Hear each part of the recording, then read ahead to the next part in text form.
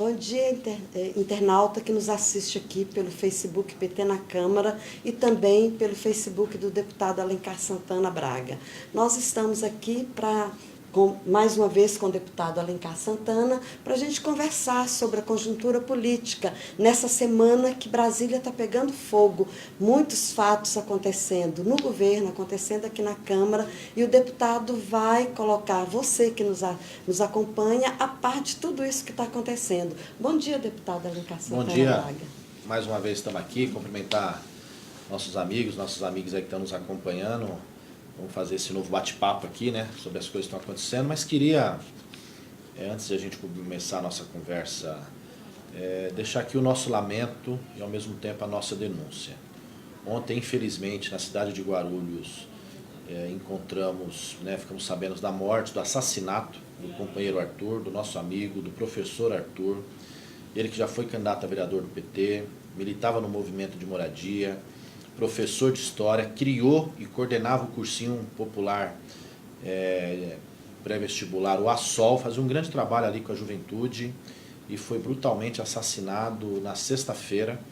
Saiu de casa, estava indo a uma consulta médica e estava desaparecido, e ontem foi encontrado o corpo dele, com sinais de tortura, sinal de muita violência, e nós vamos acompanhar de perto, queremos que seja esclarecido pelos órgãos de segurança, porque nós não podemos permitir que essa escalada da violência que tem ocorrido em vários cantos do Brasil e ceifando vida justamente das pessoas que lutam por direito, justamente dessas pessoas que defendem que as pessoas, que o povo possa ter algo melhor, uma oportunidade, que estão lutando por justiça, que estão lutando por moradia, que estão lutando pela terra, que estão lutando pelo meio ambiente. Nesse caso ele lutava também pela educação, e essa morte do Arthur não ficará impune, nós vamos cobrar. Ele estava fazendo denúncias contra determinadas pessoas do mundo político, e nós vamos levar todas essas informações aos órgãos de segurança e vamos exigir que seja apurado e os verdadeiros e os responsáveis sejam punidos. Então, nosso lamento, que o companheiro Arthur aí, infelizmente, teve a vida tirada tão cedo, ele que era um jovem militante, dessa forma tão bruta, e nossa solidariedade a todas as famílias e todos os demais amigos. Pois é, deputado. Fica aqui a nossa solidariedade, a família aí do Arthur, que possa ser apurado o mais rápido possível e os culpados punidos por essa barbárie. E nesse contexto todo de barbárie, de violência, chegou aqui ontem também o pacote. Eu não sei se o senhor pode comentar alguma coisa desse pacote do Moro que chegou aqui e que a gente sabe que já chegou fatiado e que a eficácia no combate à violência para evitar que esses tipos de situação, de tragédia aconteça, não sabemos a eficácia desse pacote. Mais uma fake news do governo, porque o Moro, aliás, está se revelando a cada dia quem de fato ele é. Na época, quando era juiz da Lava Jato, ele dizia que corrupção era o maior, Caixa 2 era o maior crime que podia ter, mais grave que a corrupção. Agora ele dá uma declaração como ministro, dizendo que não é tão grave assim e tal, enfim, dentre outras medidas. Fatia o pacote e mais de uma proposta legislativa, nós vamos estudar cada uma delas, vamos debater, vamos acompanhar e está com a falácia, com essa fake dizendo que vai combater o crime. Ora, combater o crime, você tem que utilizar a inteligência policial, o devido rigor na apuração, agilidade para investigar, Não é uma simples aumento de pena que resolve o crime. Aumentou-se para o crime hediondo, classificou vários outros crimes como crime hediondo, criou regimes específicos no sistema penitenciário. E cadê que a criminalidade diminuiu? Pelo contrário, só aumentou. Nós precisamos garantir a certeza da punição. Certeza da punição não tem a ver com o tamanho da pena. Tem que ter a certeza que aquela pessoa que vai cometer o crime saber que vai punida, por exemplo, agora, no caso de quem matou o Arthur. Se a polícia quiser, ela esclarece. Se a polícia quiser, ela chega nos culpados e ela pune.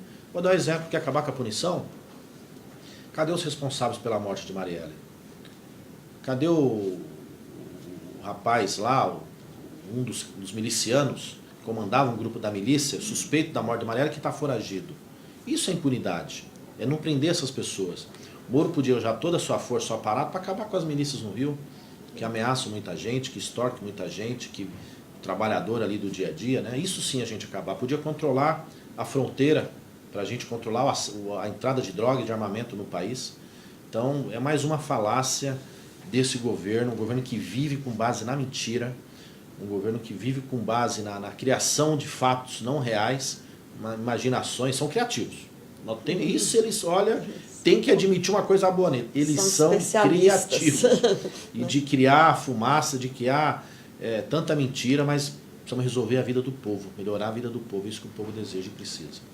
Continuamos aqui ao vivo com o deputado Alencar Santana Braga, e você que nos acompanha, compartilhe, mande a sua pergunta. Já está chegando aqui algumas perguntas, a gente vai falar sim da reforma da Previdência, vamos falar de mobilização, mas antes, já que o senhor falou de governo mentiroso, a gente está aí às voltas com o primeiro-ministro demitido, em pouco mais de 40 dias de governo. É um recorde no governo Lula, no governo Dilma, no governo Fernando Henrique.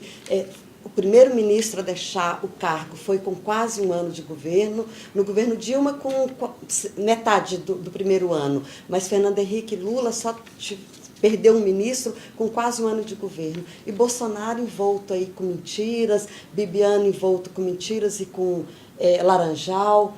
Como é que o senhor vê essa crise no governo, que reflete, inclusive, aqui na Câmara? Ontem o governo Bolsonaro teve uma derrota fragorosa aí, não conseguiu aprovar manter um simples decreto presidencial. Pois é, um governo, você vê uma trama, né? Uma trama que eles vivem ali, né, num palácio, envolvimento da família, com o ministro, com inverdades, enfim, diversas mentiras. O presidente chamou o ministro de mentiroso, porque o ministro teria dito que ele falou com ele 3 vezes naquele dia, o filho chamou de mentiroso, o presidente confirmou, e agora veio a verdade, né? Ele de fato falou com o ministro. Né? E o que ele falou com o ministro ali não tinha nada de grave, não tinha nada. Aliás, são coisas, diria até corriqueira de um governo, você se vai numa agenda ou não vai numa agenda, se vai atender fulano, não vai atender, ok, isso existe, né? Mas você vê que tem alguma coisa, uma trama por detrás que resultou nessa demissão, e o presidente se confirmou.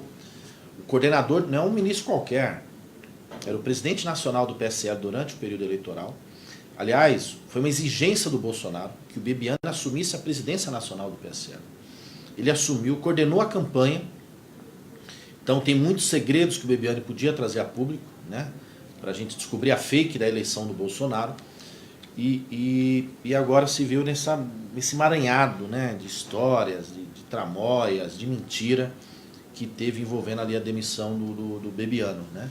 É ruim isso, porque o povo precisa da verdade, precisa da transparência, né, precisa do tete a tete. Né? As pessoas precisam ter a clareza daquilo que vai acontecer no governo, daquilo que o governo pensa. Então não dá para a gente permitir que isso continue ocorrendo. Lamentável. Esperamos que o Bibiano possa trazer mais verdades para o povo brasileiro, para o parlamento, para toda a sociedade, para que a gente possa esclarecer tantas outras coisas que ainda tem diversas interrogações que permanecem. Seja o processo eleitoral de campanha, seja a história dos laranjas. Hoje saiu mais uma candidata do Sul lá que manipulou dinheiro, pôs dinheiro, tirou dinheiro da conta eleitoral. O caso do ministro do Turismo, né, deputado por Minas, o mais votado, o caso do presidente nacional, agora do PSL também, que usou candidaturas de mulheres, né? Quer dizer, a mulher que a gente precisa incentivar a estar na política, eles utilizaram das candidaturas de mulher, manipulando o uso do recurso público para beneficiar outras candidaturas, né? Então acho que isso precisa ser bem esclarecido, né? Então tomara que essas histórias apareçam mais para que a gente possa saber. Certo, deputado. Antes ainda da gente falar da reforma da Previdência, que é o que a maioria de quem está nos acompanhando aqui tem curiosidade, é o que afeta a vida do trabalhador brasileiro.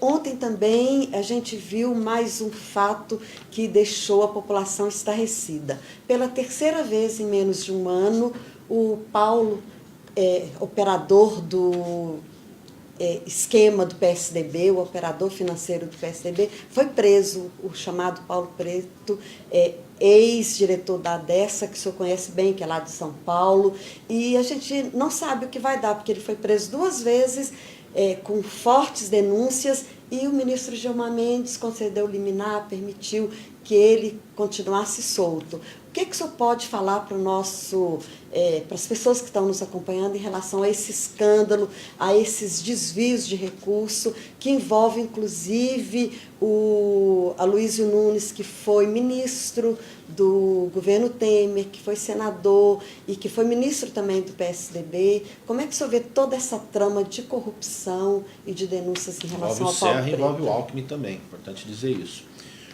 Se nós buscarmos um pouco na memória, nós vamos lembrar que a história do Paulo Preto foi revelada em 2010, 9 anos atrás, pela então candidata Dilma Rousseff, num debate eleitoral contra o Serra numa eleição. Foi um trabalho feito pela bancada paulista de deputados estaduais, que levantou o conjunto de informações e que trouxe as informações dos contratos irregulares, supervalorizados, né, que envolvia a Dersa, onde o Paulo Preto trabalhava, né, debaixo da Secretaria de Transporte do governo estadual. Ele foi comissionado pelo Serra, ele foi comissionado pelo Alckmin, teve um poder imenso na Dersa, vultuosos contratos, e a justiça, infelizmente, mesmo tendo vindo a denúncia em 2010, não agiu como deveria. Demonstra aí uma certa lentidão para alguns, ou uma certa não vontade de se apurar aquilo que deveria, e uma certa agilidade, né? Uma perseguição contra outros, né? Agora, essas novas revelações que envolveram o Paulo Preto, e ao longo dos meus 2 mandatos como deputado estadual, a bancada estadual, nós, eu como líder também, chegamos a fazer levar outros documentos ao Ministério Público, que até então fingia que nada havia, né? E agora isso foi revelado novamente, porque a partir da delação de empresas que estavam fazendo algumas coisas na Lava Jato, também denunciaram, revelaram os esquemas que envolviam o Paulo Preto e o PSDB em São Paulo, com milhões na Suíça, milhões. Não é alguém diz que ia dar, é milhões na conta bancária, envolvendo Serra, envolvendo Aloysio Nunes, envolvendo aí o Paulo Preto. Dinheiro esse que foi transferido depois da investigação para Bahamas, está lá no paraíso fiscal, alguém continua aproveitando desses recursos, né? É o que a gente espera. Eu não sou daqueles que acham que tem que passar acima da lei para punir alguém.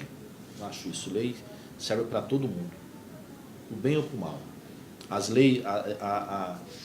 leis más, tem uma máxima no direito, é o seguinte: as leis más têm que ser cumpridas pelos homens bons, para que os homens maus possam cumprir as leis boas, né? Então a lei tem que ser para todo mundo. Quero que ele tenha o direito de defesa, quero que a justiça seja feita da melhor maneira. Essa questão da prisão preventiva dele, tem que entender a razão. Se ele estava praticando algum ato, tentando ocultar uma prova, ameaçando o testemunho, tem que ser preso preventivamente. Se não teve isso, desculpa, os fatos são passados, tem que se apurar, tem que se investigar, tem que punir, tem que dar o direito de defesa, e que ele seja condenado e seja preso no futuro. E não só ele, os seus líderes também, porque, como ele disse aí, tem cartão, o nome que o Aloysio Nunes usava fora, tinha dinheiro para o Serra. Então acho que tardou, mas que ela seja feita da maneira correta, da maneira justa, e que seja ter um veredito real, né? Não pode simplesmente também ser um desejo de alguém, porque a gente quer que seja apurado. Tem muitas coisas em São Paulo que envolvem o Dersa, que envolveu o metrô, que envolveu o trem, o Sabesp, portanto, aquele contrato lá do Rio Tietê, o Rio Tietê vai estar limpo, o Banco Japonês financiou, o Banco Mundial financiou, cadê? Foi para onde aquele dinheiro? Então muitas coisas têm que ser reveladas ali. Pois é, aqui a Cleide Faria de Medeiros está comentando em relação a isso que o senhor acaba de colocar. Ela nos fala da seletividade da justiça brasileira, falando que há 2 velocidades, uma para Lula e outra para aqueles que se quer proteger, e pede Lula livre. Então é exatamente isso, né, deputado? Cleide, também estamos juntos, Lula livre, porque é uma prisão injusta, sem prova, ilegal. Aliás, o Moro provou que a prisão do Lula é legal. Quando ele apresenta uma proposta legislativa para garantir a prisão após segunda instância, que é alterar o Código de Processo Penal, significa que hoje não é permitido, né? Ele mesmo admite que o que ele fez foi uma perseguição. Além da agilidade, a justiça de fato é seletiva. Paulo Preto foi preso outras 2 vezes, solto imediatamente. Ontem foi preso o presidente da CNI, manipulando também recurso público através do Sistema S, foi solto no mesmo dia. No mesmo dia, olha, tem uma coisa errada. Então, ou a prisão foi errada, Ou a prisão, né? Você está Não soltando no deveria mesmo ter dia, acontecido. a justiça agiu para criar holofote, para ter imprensa, ou houve um favorecimento na liberdade da pessoa. No mesmo dia, quer dizer, alguns... Vamos ver quanto tempo vai durar essa prisão do Paulo Preto, né?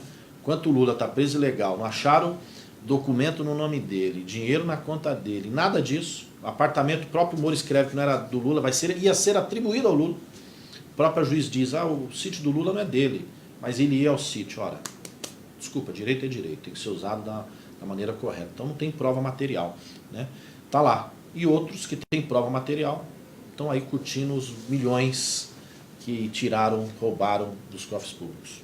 Deputado, a gente poderia continuar nesse assunto ainda por muito tempo, mas aqui os internautas que estão nos acompanhando estão ávidos para saber sobre a reforma da Previdência, que chegou finalmente hoje aqui na Câmara. O próprio presidente veio trazer, mas só entregou, foi uma mera formalidade. Ele sequer explicou, conversou com os jornalistas ou detalhou algum ponto dessa reforma que, na verdade, quem está divulgando, quem está defendendo é o superministro Paulo Guedes. Aqui a Creuza da Silva, por exemplo, está pedindo, vamos para a rua em prol da aposentadoria, povo na rua.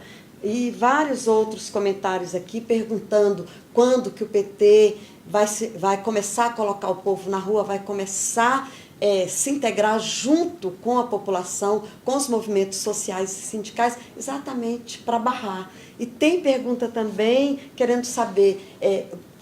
pedindo para o senhor fazer uma avaliação, essa reforma, qual a chance dela passar, de que forma ela deve tramitar aqui na Câmara. Então, assim, são muitas perguntas, a população está inquieta, a população quer saber sobre a reforma da Previdência.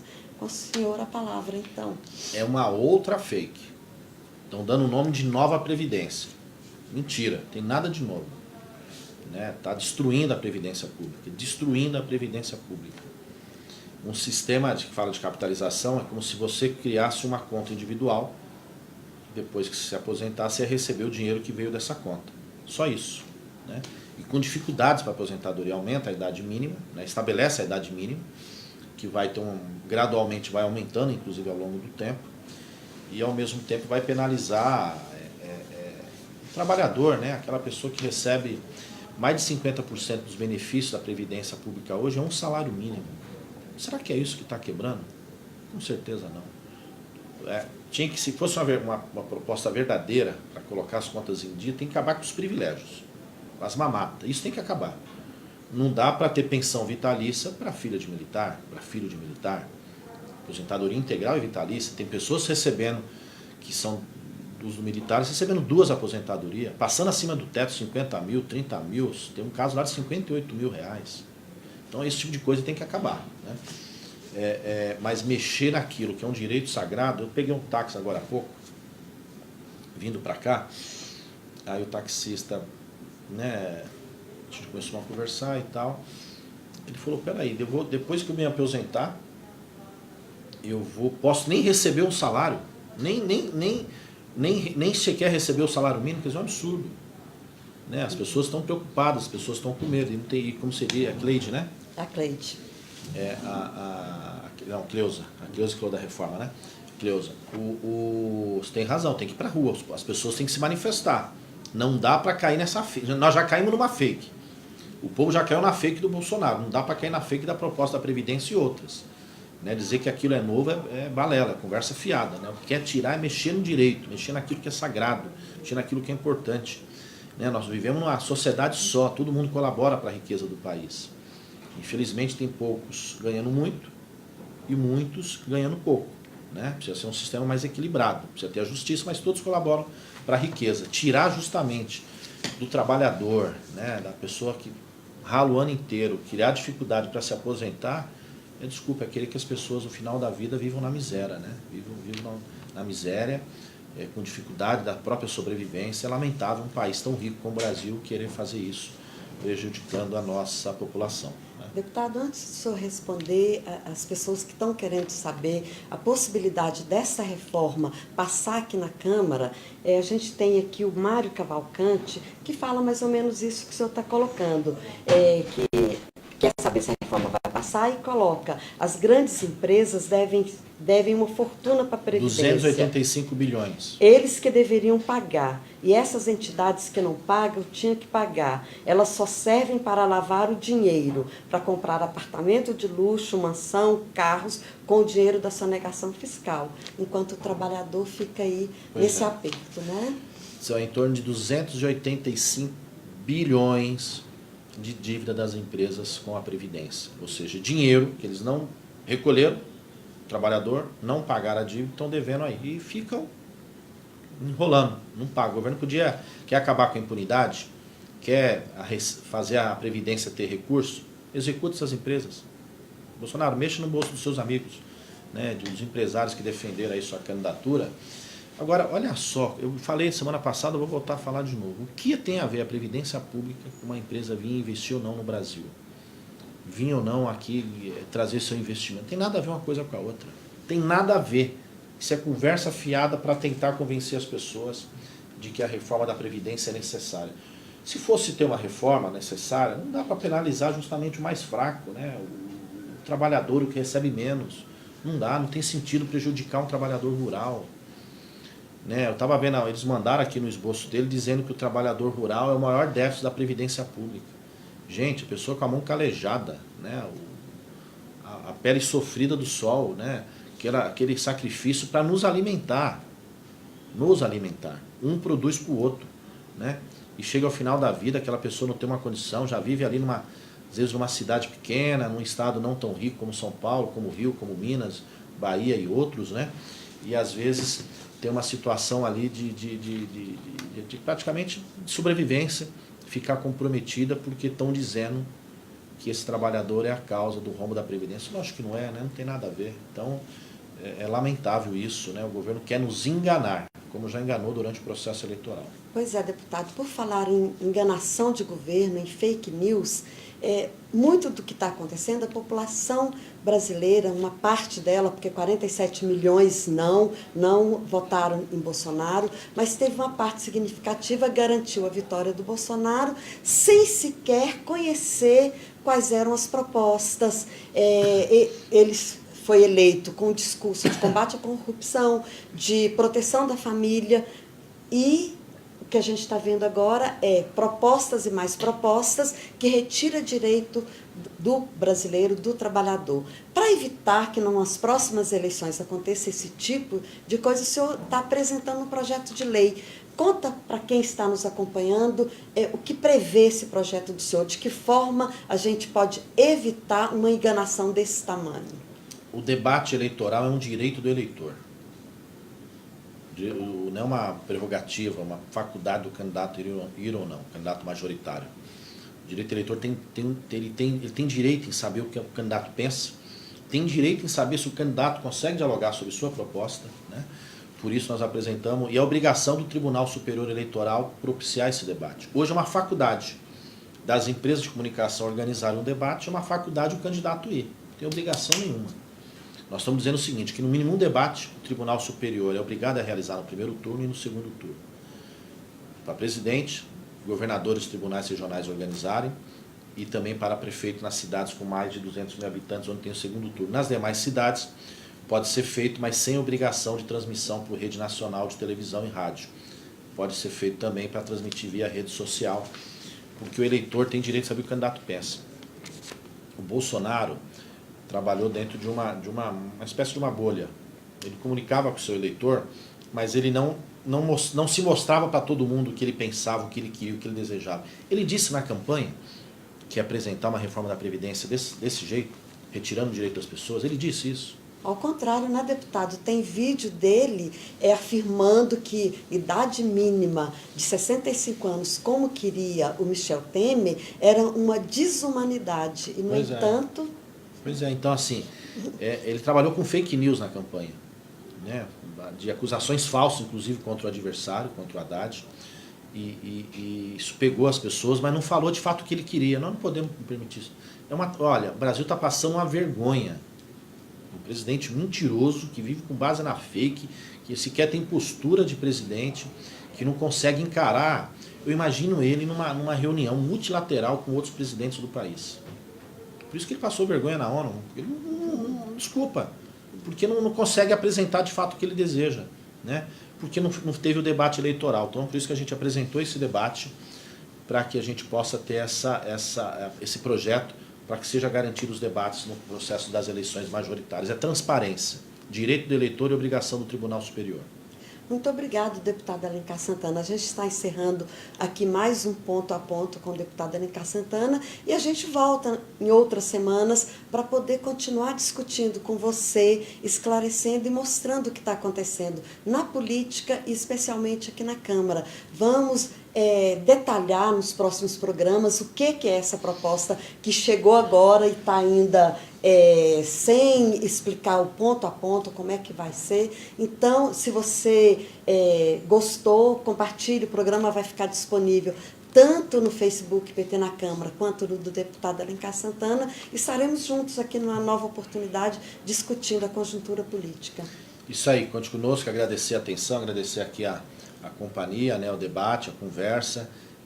Continue nos acompanhando, mandando sugestão também na nossa página, no Twitter, no Facebook. Enfim, estamos à disposição. E alguém falou sobre ir para a rua, só para finalizar, dizer que hoje as centrais sindicais CUT, Força, Intersindical e outras fizeram o primeiro ato, primeira mobilização em relação à reforma, né, atos regionalizados, para poder começar aí a demonstrar para o trabalhador o que está em jogo, que é o seu direito, né? Então isso é muito, muito importante, mas vamos ter que fazer tantos outros ainda adiante, esclarecendo e ao mesmo tempo se mobilizando para impedir que essa reforma seja aprovada, como já se impediu no governo Temer. Pessoal, obrigado, um abraço, estamos à disposição. Obrigada, deputada. Até a próxima. Eu que agradeço.